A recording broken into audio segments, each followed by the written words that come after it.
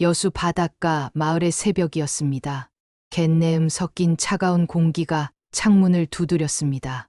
70살 김복순의 하루는 늘 이 시간부터 시작되었습니다.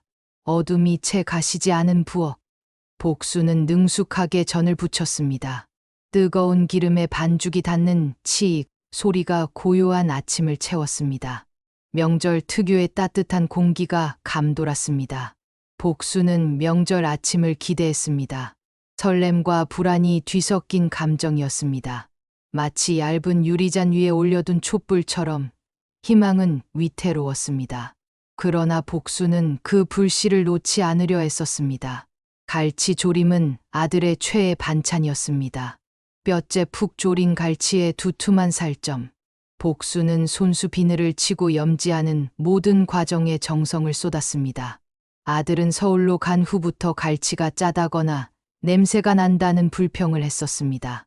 하지만 복순에게는 여전히 아들의 어린 시절, 가장 행복했던 순간의 맛이었습니다. 며느리가 명절 준비가 힘들다며 몇 년 전부터 내려오지 않았습니다. 복순은 내심 이해한다고 말했지만 마음은 늘 서운했습니다. 아들은 매번 며느리의 편을 들었습니다. 복순은 올해는 다르기를, 아들이 며느리를 설득해 주기를 간절히 바랐습니다. 복순의 삶은 언제나 헌신이었습니다.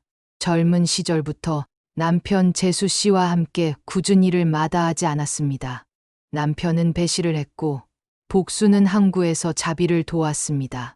매서운 바닷바람을 맞으며 모은 돈이었습니다. 그 모든 고생은 아들 하나를 서울로 유학 보낼 밑거름이었습니다. 아들의 등록금은 복순의 허리와 무릎을 병들게 했지만 아들의 졸업장 사진은 복순에게는 세상의 어떤 명예보다 값졌습니다. 아들의 결혼식 날, 복순은 가장 행복했습니다. 세상에 남 부끄러울 것 없는 어엿한 어머니가 된 것 같았습니다.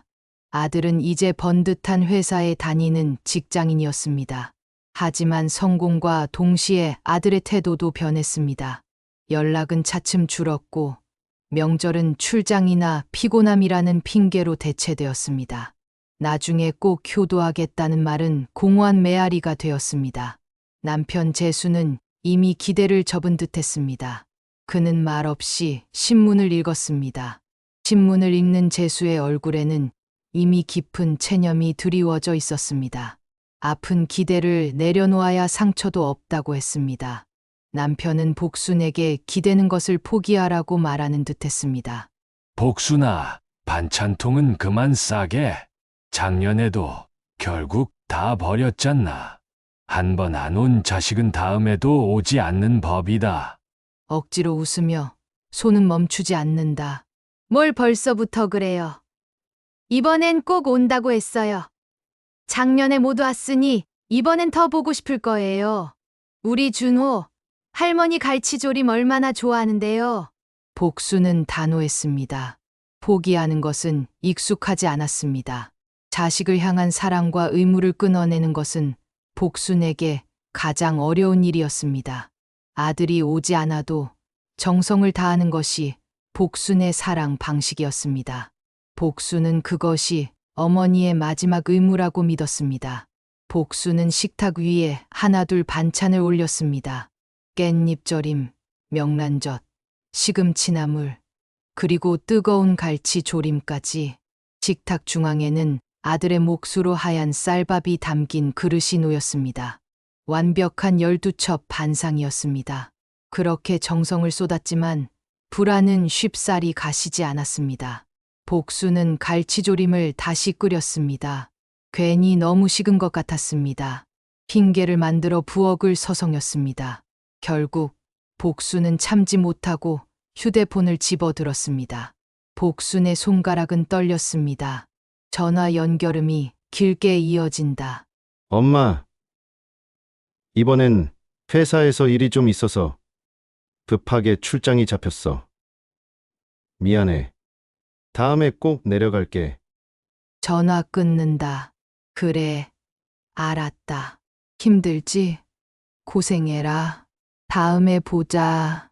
복수는 억지로 웃으며 전화를 끊었습니다. 사실 아들의 목소리는 이미 녹음된 메시지였습니다. 복수는 아들의 일방적인 통보에 대고 고생해라라고 인사한 것입니다. 복순의 눈가에 뜨거운 것이 고였습니다. 복순은 조용히 손등으로 눈물을 훔쳤습니다. 출장이라는 단어가 복순의 귀에 다시 박혔습니다. 그녀는 굳어버린 표정으로 식탁을 바라봤습니다. 식탁에는 12첩 반상이 가득했습니다. 모두 아들이 좋아하는 것들이었습니다. 하지만 식탁은 비어 있었습니다. 마치 복순의 마음처럼 텅 빈 공간이었습니다. 당신 너무 기대하지 말자. 이제 그만. 남편의 위로는 아픔을 더 키웠습니다. 복수는 알았습니다. 더 이상 쏟고 싶지 않았습니다. 남편에게는 알았다고 했지만 복순의 마음속은 이미 폭풍이 일고 있었습니다. 복수는 굳게 다짐했습니다. 그래도 이유를 알아야겠다. 아들의 무관심이 단순한 외면인지 아니면 다른 무언가가 숨겨져 있는지, 이 모든 것이 거짓이라면 복순은 더 이상 참지 않을 것이었습니다. 복순의 표정은 차분했지만 눈빛은 이미 흔들리지 않았습니다. 아침 햇살이 비추는 갈치 조림의 붉은 양념만큼 복순의 결심도 뜨거웠습니다. 폭풍 전야의 고요함이었습니다. 명절이 지나고도 이틀이 더 지났습니다. 시간은 느리게 그러나 확실하게 흐르고 있었습니다. 식탁 위는 여전히 12첩 반상이었습니다. 갈치 조림은 몇 번이나 다시 끓여져 윤기를 잃었습니다. 부엌에는 시큼한 김치 냄새와 함께 알 수 없는 서글픔이 감돌았습니다. 복수는 그 며칠간 밥을 거의 넘기지 못했습니다. 속이 늘 더부룩했습니다. 기대를 거두는 일이 이렇게 무거운 줄 몰랐습니다. 평생 희망과 기대로 살아온 복순에게 기대를 완전히 내려놓는다는 것은 삶의 한 축을 부러뜨리는 것과 같았습니다. 남편 재수는 묵묵히 쉰 밥들을 정리했습니다. 곰팡이가 피기 시작한 전 쉬어버린 맑은 구, 음식물 쓰레기통에 버려지는 소리가 마치 복순의 마음이 갈갈이 찢기는 소리 같았습니다. 재수, 나지막이 이제 버려야지. 이걸 어찌하겠나. 이걸 두고만 있을 수는 없네. 재수는 반찬통을 씻으며 복순을 위로했습니다. 설거지 소리가 유난히 크게 들렸습니다. 그 침묵과 행동이 가장 큰 위로였습니다. 복순은 아들의 거짓말이 단순한 변명이었기를, 정말로 피치 못할 사정이 있었기를 바랐습니다. 어쩌면 전화를 다시 걸면 아들이 출장을 취소하고 내려올지도 모른다고 생각했습니다. 복수는 아들에게 다시 전화를 걸지 않았습니다. 이미 전달된 음성 메시지에 대한 답은 없었습니다. 수없이 휴대폰을 들었다가 내려놓았습니다. 이제는 더 이상 확인하고 싶지 않았습니다. 확신하지 못하는 진실보다는 차라리 침묵이 낫다고 생각했습니다. 침묵은 복순에게 마지막 남은 자존심이었습니다. 그날 오후 복수는 마을 복지관에서 친구 순애 씨를 만났습니다. 복수는 최대한 평온한 표정을 지었습니다. 복수는 남에게 흠잡히는 것을 싫어했습니다. 평소처럼 안부를 나누던 순애가 문득 휴대폰을 내밀었습니다. 복순아, 너네 아들 출장 갔다더니 이거 좀 봐라. 내 아들이 보낸 사진인데. 복순의 심장이 순간 덜컥 내려앉았습니다. 순애의 목소리는 너무나 태평했습니다. 휴대폰 화면 속에는 환하게 웃고 있는 아들 부부가 있었습니다. 배경은 인천공항의 고급 면세점이었습니다. 그들의 얼굴에는 피곤함이나 급박함 대신 기대감과 설렘이 가득했습니다. 아들은 새로운 브랜드의 재킷을 입고 있었습니다. 무엇보다 손자 준호가 그들의 가운데서 밝게 웃고 있었습니다. 마치 세상에서 가장 행복한 가족처럼 보였습니다. 복수는 사진에서 눈을 뗄 수 없었습니다. 아들이 메고 있는 카메라 가방, 며느리의 명품 캐리어, 준호의 작은 백팩까지 모든 것이 새로워 보였습니다. 복수는 사진 속 모든 것을 무심히 훑어보았습니다. 그것이 진실이라는 것을 인정하고 싶지 않았습니다. 우리 아들이 어제 인천공항에서 마주쳤대. 가족끼리 유럽으로 여행 간다고 아주 좋아하더만. 너한테는 출장이라 했다며? 너희 아들 대단하다. 효도 여행도 아니고 지들끼리. 복순. 사진을 든 채 목소리가 완전히 잠긴다. 출장이라더니 여행이었구나. 복순은 아무 대답도 하지 못한 채 순애의 손에 휴대폰을 돌려주었습니다. 세상이 온통 먹통이 된 듯했습니다. 며칠간 애써 외면하려 했던 출장이라는 거짓말이 단 한 장의 사진으로 명확한 배신이 되었습니다. 집으로 돌아온 복수는 그날 밥을 못 먹었습니다. 그저 식탁 위에 빈 밥그릇을 바라보았습니다. 아들이 명절에 내려오지 않은 이유가 피곤함이 아니었고 출장도 아니었습니다. 그들이 선택한 것은 여행이었습니다. 그것도 부모에게 거짓말을 하고 떠난 여행이었습니다. 복수는 단순한 부재보다 거짓말이 주는 고통이 훨씬 크다는 것을 깨달았습니다. 재수, 복순의 손을 말없이 잡아준다. 당신 너무 기대하지 말자. 저 애도 이제 자기 삶이 있겠지. 우리가 너무 섭섭해하지 말자. 남편 재수는 분노 대신 체념과 복순을 향한 연민을 택했습니다. 재수는 복순이 더 큰 상처를 받을까 두려웠습니다. 그는 아들을 원망하는 대신 아들에 대한 모든 기대를 끊어내려 했습니다. 그저 잊어버리고 우리 둘만 생각하자. 우리에겐 우리 삶이 중요하지 않나. 아, 응.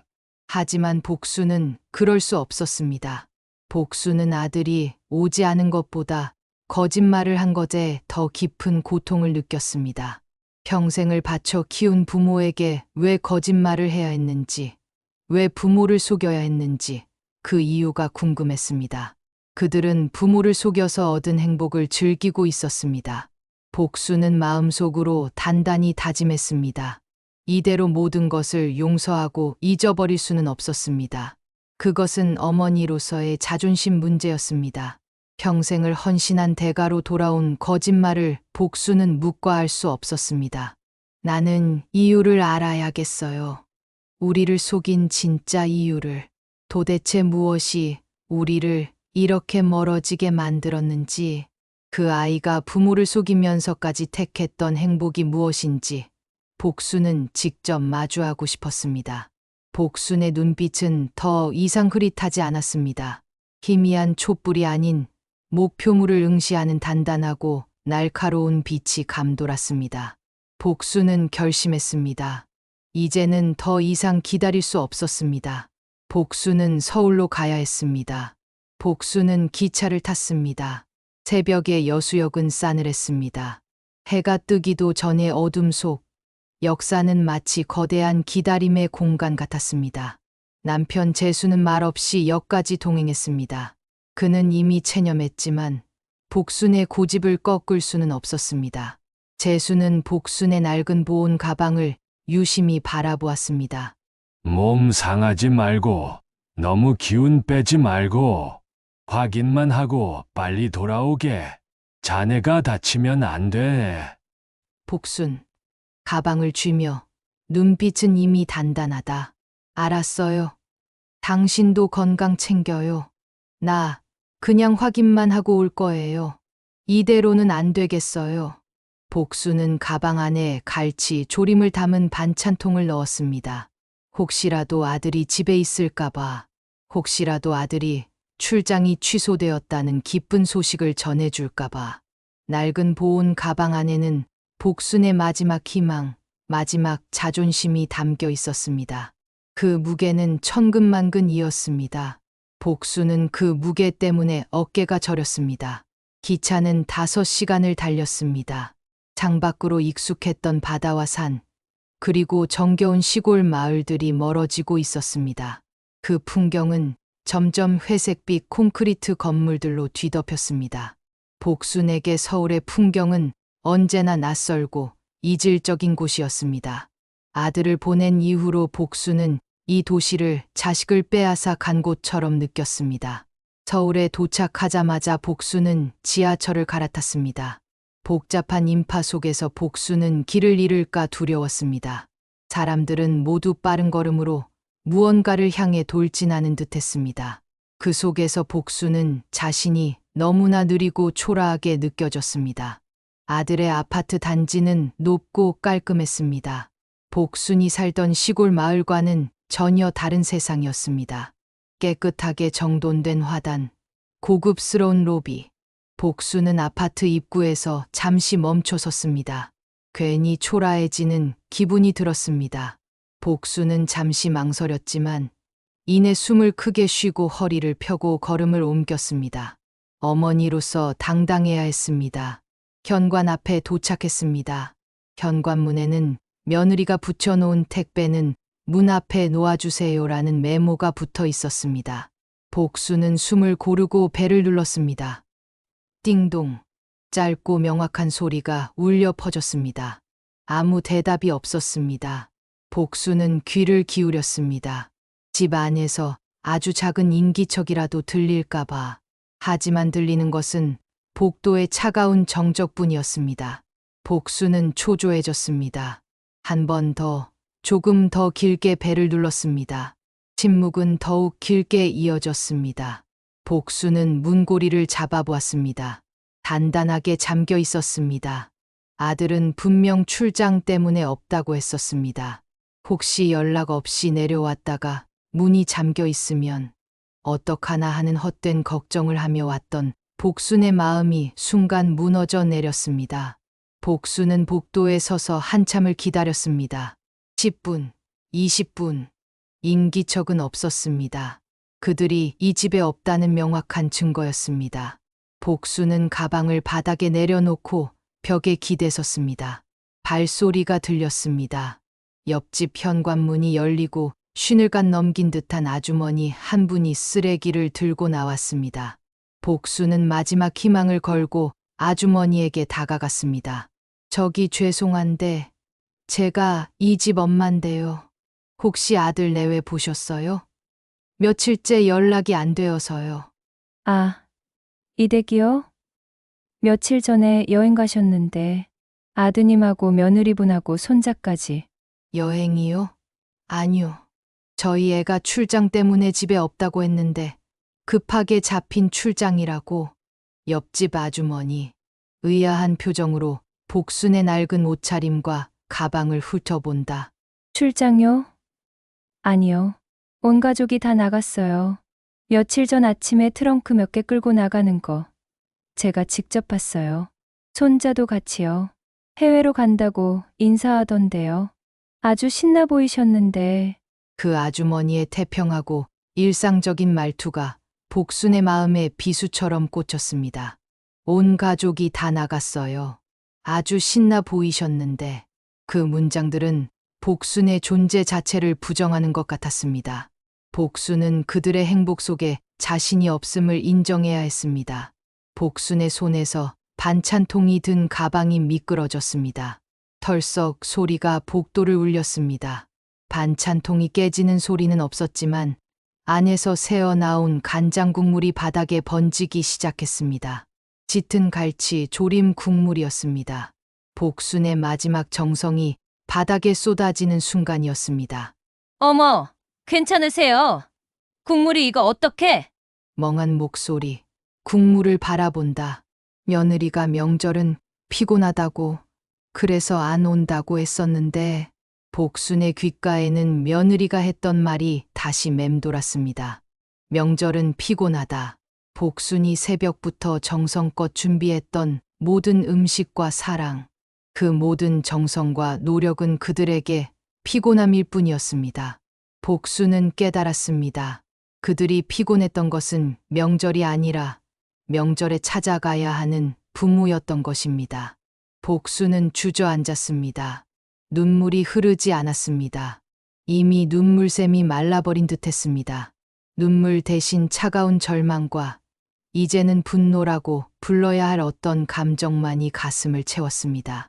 복순은 국물이 흥건한 바닥, 자신이 가져온 정성의 흔적을 멍하니 바라보았습니다. 옆집 아주머니는 황급히 물걸레를 가져와 바닥을 닦았습니다. 복수는 그 아주머니의 친절함조차 고통스러웠습니다. 남의 집 국물을 닦아주는 아주머니에게 복수는 내가 왜 여기 와서 이런 꼴을 당해야 하나 자문했습니다. 복수는 그 아주머니에게 연민을 사고 싶지 않았습니다. 복수는 조용히 일어섰습니다. 젖은 가방을 주워들었습니다. 무릎은 쑤셨지만 마음은 더욱 단단해졌습니다. 더 이상 슬프지 않았습니다. 슬픔 대신 어떤 명확한 분노와 자각이 복순을 채웠습니다. 이제 아들을 향한 미련과 기대는 완전히 소멸되었습니다. 복수는 깨달았습니다. 이제 우리 그 애들한테 가족이 아니구나. 그들은 이미 자신들의 새로운 가족을 만들었고 복순과 재수는 그들 삶의 일부가 아니었습니다. 짐이었습니다. 복수는 그 짐을 스스로 내려놓기로 했습니다. 부모도 사람입니다. 복수는 아들의 현관문을 마지막으로 한번 바라보았습니다. 이제 이 문은 다시 열리지 않을 것입니다. 복순이 열어주기를 기다리는 것이 아니라 복순 스스로 영원히 닫아버릴 문이었습니다. 기차역으로 발걸음을 옮기는 복순의 뒷모습은 단호하고 흔들림이 없었습니다.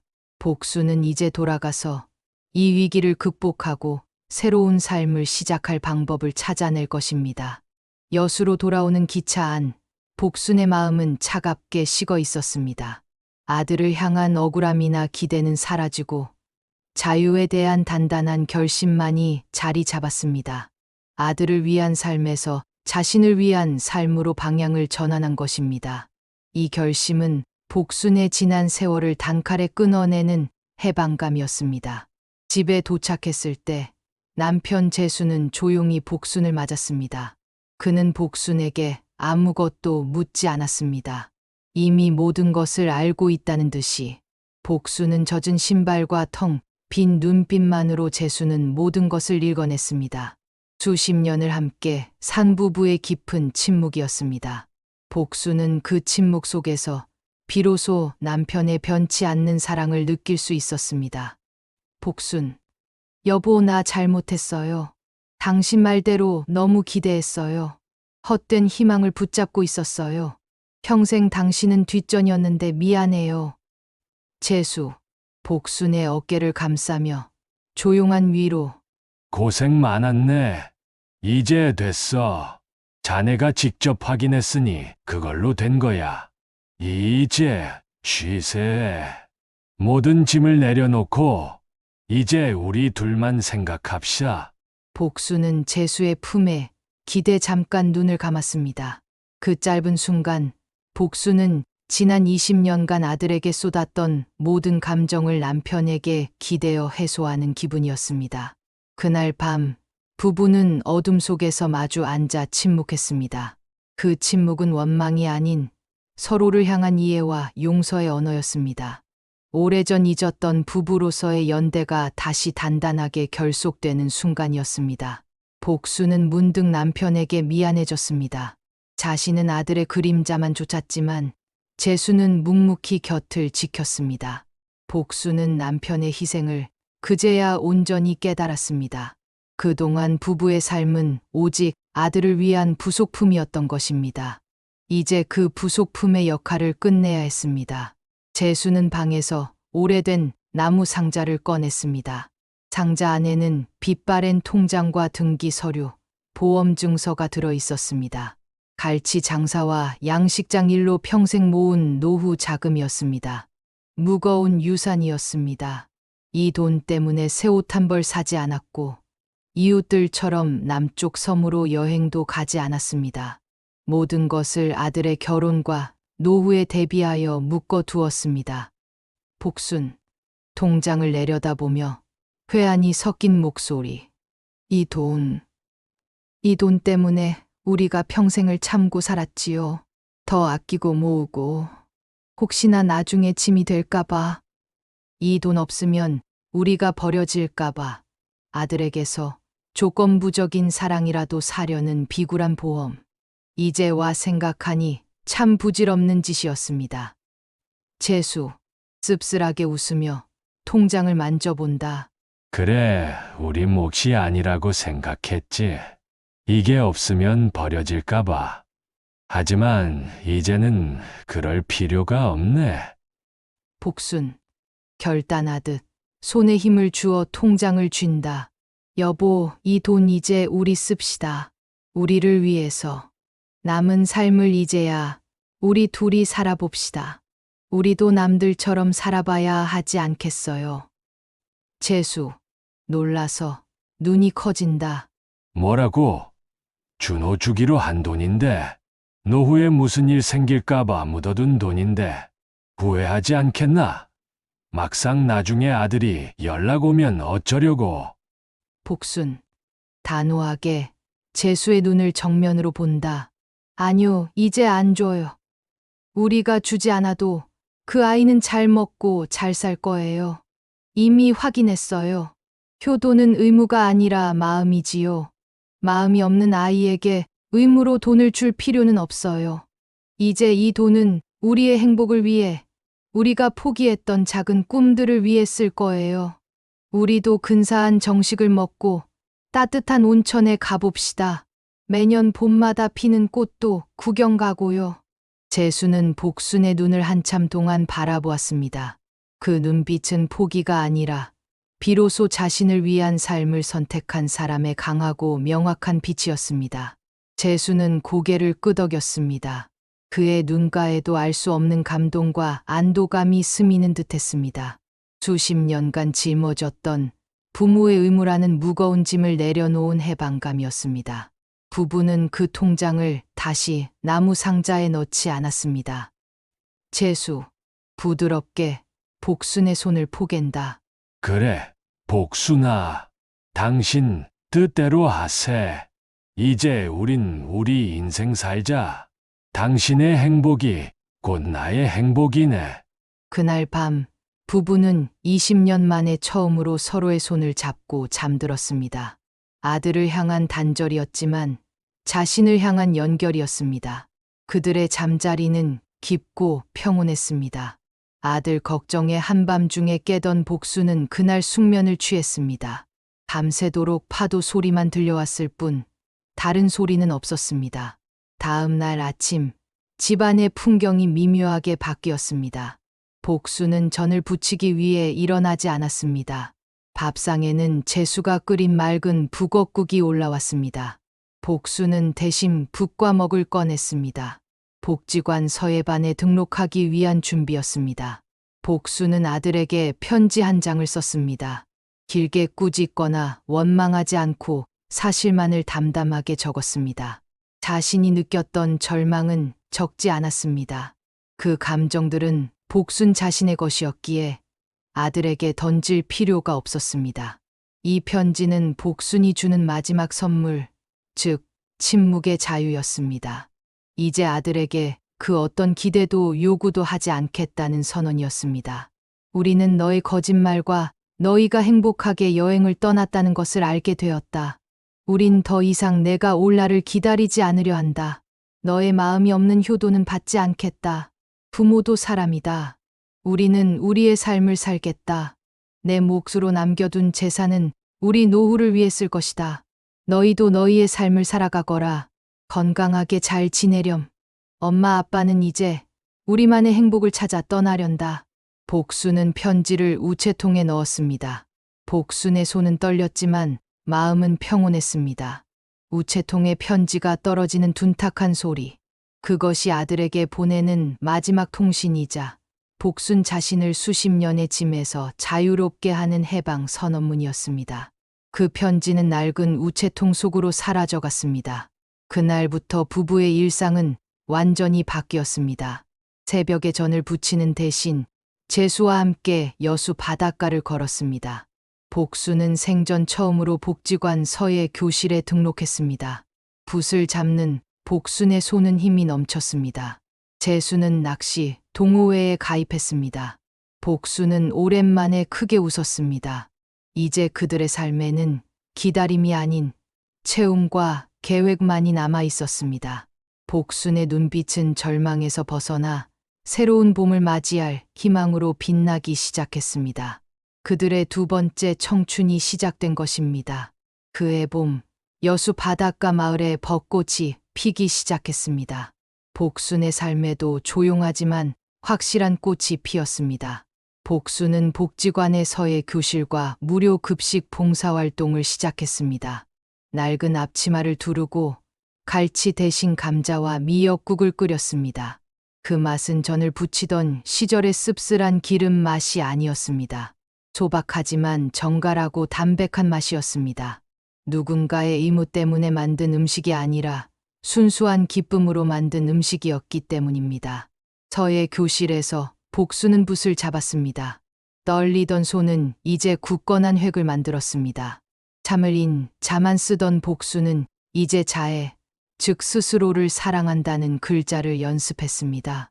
붓끝이 종이에 닿는 사각거리는 소리는 복순의 내면을 깨끗하게 정리하는 소리 같았습니다.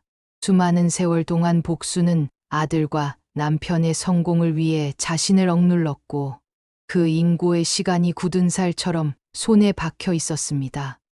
복순, 저의 선생님에게, 선생님 이 자애라는 글자 정말 어렵습니다. 남에게는 잘만 베풀었는데 나에게는 왜 이리 인색했을까요? 붓이 나에게만 오면 자꾸만 떨립니다. 저의 선생님. 복순 씨, 가장 어려운 인연은 자기 자신과의 인연이라고 하지요. 자신을 돌보지 못한 세월이 길었으니 붓이 낯선 겁니다. 이제라도 늦지 않았습니다. 붓을 놓지 마세요. 그 획 하나하나가 복순 씨를 위로하는 따뜻한 말입니다. 복지관 아이들이 복순에게 달려와 안겼습니다. 그 아이들의 눈빛에는 조건 없는 순수함과 배고픔만이 있었습니다. 복순은 아이들에게 따뜻한 밥을 먹였습니다. 손주 준호에게 주려 했던 반찬통은 이제 복지관 아이들의 밥상에 올랐습니다. 아이들은 복순에게 고가의 선물을 요구하지 않았습니다. 그저 할머니의 따뜻한 손길과 맛있는 밥 한 그릇에 진심으로 만족했습니다. 할머니, 오늘 밥이 제일 맛있어요. 할머니 손은 약손 같아요. 아이들의 맑은 웃음소리가 복순의 텅 빈 마음을 채웠습니다. 그 웃음은 복순의 세월을 위로했습니다. 복순은 깨달았습니다. 사랑은 흘려보내는 것이고 그 사랑은 다시 돌아온다는 것을. 그것이 아들을 향한 일방적인 희생이 아니어도 괜찮다는 것을 비로소 알았습니다. 조건 없는 사랑의 순환을 복순은 복지관에서 배웠습니다. 재수 역시 낚시 동호회에서 인생의 재미를 찾았습니다. 그는 새벽마다 갈치배 대신 낚시배를 탔습니다. 아들의 연락은 편지를 보낸 후 딱 한 번 왔습니다. 돈에 대한 직접적인 언급은 없었지만 당황과 분노가 섞인 짧은 전화였습니다. 복순은 전화를 받지 않았습니다. 통화 버튼을 누르지 않는 복순의 손은 더 이상 떨리지 않았습니다. 재수, 저녁 식사 중 잔잔하게. 복순아, 아까 전화 왔더군. 그 녀석 내 편지를 읽은 모양이네. 응, 봤어요. 이제 그만 있기로 했어요. 우리가 함께하는 오늘이 더 중요해요. 이번 주에는 당신 낚시 동호회 사람들과 함께 온천에나 다녀올까요? 재수, 복순의 손을 잡으며. 그래, 나도 그렇네. 당신 덕분에 내 남은 인생도 비로소 내 것이 되었어. 고맙네. 이제 매일 아침 함께 바닷가 걷는 것이 내 유일한 낙이야. 부부는 그 돈으로 낡은 집을 깨끗하게 수리했습니다. 특히 거실에는 낡은 창문 대신 햇살이 잘 들어오는 큰 창을 달았습니다. 그 창 밖으로는 여수 앞바다의 푸른 파도가 온전히 들어왔습니다. 복수는 그 창가에 앉아 값비싼 찻잔 대신 소박한 머그잔에 커피 한 잔을 마셨습니다. 평생을 남편과 아들의 뒷바라지로 보냈지만 이 순간이 가장 자유롭고 평화로웠습니다. 이 집은 이제 아들의 방문을 기다리는 공간이 아니라 복순과 재수 두 사람만의 평화로운 은신처가 되었습니다. 어느 날 지역 신문 기자가 복지관 봉사활동을 취재하러 왔습니다. 기자는 복순에게 물었습니다. 봉사를 통해 잃어버린 것을 채웠는지, 그래도 아들이 그립지는 않은지. 복순 씨, 이렇게 헌신적인 봉사를 하시는데 가끔 아드님 생각이 날 때도 있으시오? 이 모든 것이 어쩌면 아드님을 향한 미련이 아닐까요? 솔직한 심정을 듣고 싶습니다. 그립지요. 제 배로 낳은 자식인데. 하지만 미련은 없어요. 이 봉사는 아들을 위한 대체물이 아닙니다. 그 아이 덕분에 이제야 나를 돌보는 법을 배웠으니까요. 나 자신에게 떳떳한 삶을 살게 해준 계기가 되었습니다.